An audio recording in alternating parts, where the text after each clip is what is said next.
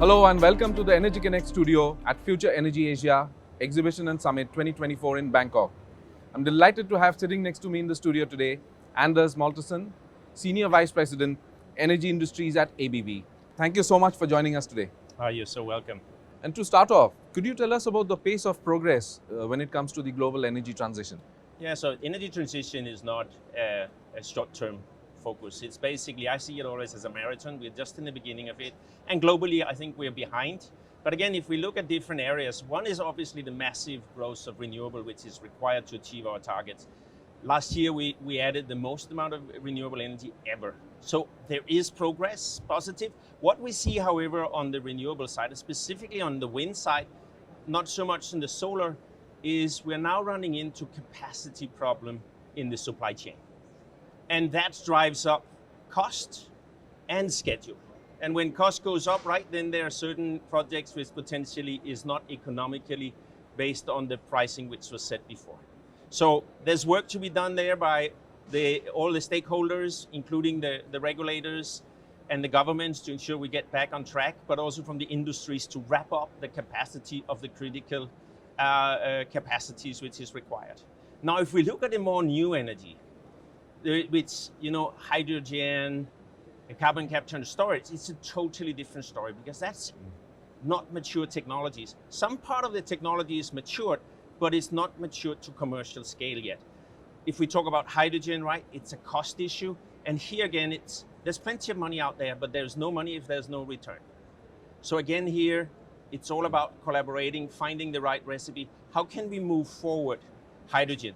Same on carbon capture and storage, old technology, but we want to use it in a new way. We want to build carbon capture and storage hubs to basically capture excess carbon from other industries than what has traditionally been done, just capturing some of the CO2 from the oil and gas industry.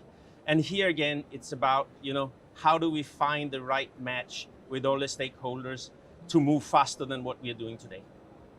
Absolutely.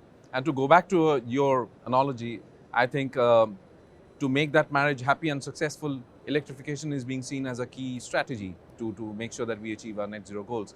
How is ABB contributing with that? Yeah, so ABB 140 years leading in electrification, automation and digital. So obviously we are right in the middle of that space.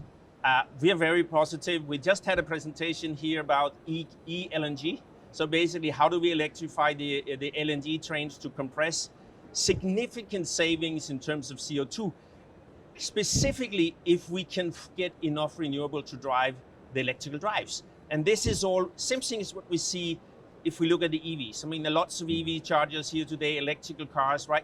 We're seeing that happening in our daily life, and I see a lot of electrical vehicles and motorcycles around in this region. But it needs renewable power to be really successful. But what we do is, in ABB, we focus on the industry electrification. And that in energy industries, all the energy industries, so we basically are doing on the power, we're looking at that.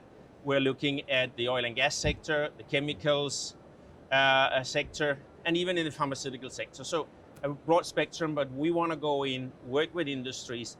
Luckily, most of our industries are not mobile. So we don't have the same need of batteries as you have in e-mobility, right? We're basically about electrifying existing conventional method of using gas or oil or coal and coke into using electrical ways, like electrical e-crackers do for chemical industries. So besides electrification, also there is a lot of efficiency to be taken from using digital applications and in the automation, using automation in a better way. So lots of opportunities here for ABB to play a key role in terms of decarbonizing the industry. That's great to hear. And can you give us some examples of how you're playing these roles and some specific projects that you're involved in? I mean, we had an interesting project here recently in Thailand. Basically, one of them is related to fuel, so basically aviation fuel. So this is one of them. So exciting to see that we also can get my CO2 footprint down when I'm traveling. Absolutely, that's really good to hear. Just talking about offshore wind, and what's been the progress on that, and how is ABB helping there? Yeah, so offshore wind is obviously one of the key areas for us to reach the goal of 2050. Offshore wind has gone great progress here in Asia. We see a lot more countries, right? Certain countries play more role. Korea, Taiwan, so on, has been early on. But here again on the offshore wind, where we see obviously supply chain at the moment playing in, and that is causing a bit of delay of the project in Asia. But again, from an ABB point of view, what we bring the whole electrification of offshore wind, and what we focus on is mainly the substation, either stationary or floating substation, which basically then connect the wind farms to shore. So we are here at Future Energy Asia, where we see a lot of clean technologies on display. What is ABB showcasing, and what are your thoughts about this event? So we have had a couple of things. I was on a panel to discuss basically the overall energy transition. Very exciting yesterday, and obviously giving our view of overall, what is happening in terms of that. And then we have had some technical speakers here. We have talked, as I just mentioned earlier, on LNG trains, and basically generally how do we electrify the value chain, the energy value chain. And there's a lot of potentials there, which is not new, right? It's not new. It's just how do we get it implemented and faster. And then we have tomorrow we have a session on digital. That's another key area, right, where we can drive efficiency out and reliability of the assets in the energy value chain. So implementation will be the key going forward, and I think all the technology is there. Yeah, it's all about ensuring that we have supply chain in place, right? We have money in place to make it happen. We have the policymakers making the best possible policy. There's no perfect policies, right? The best possible policies, and then make it happen. Go do it. And I think that's a little bit what we sometimes is struggling with. And that's why likely we're a bit behind. But it is also one of the world's most complex things we want to achieve. Every country around the world, and every single country is different. And everyone has a different priority when it comes to trilemma.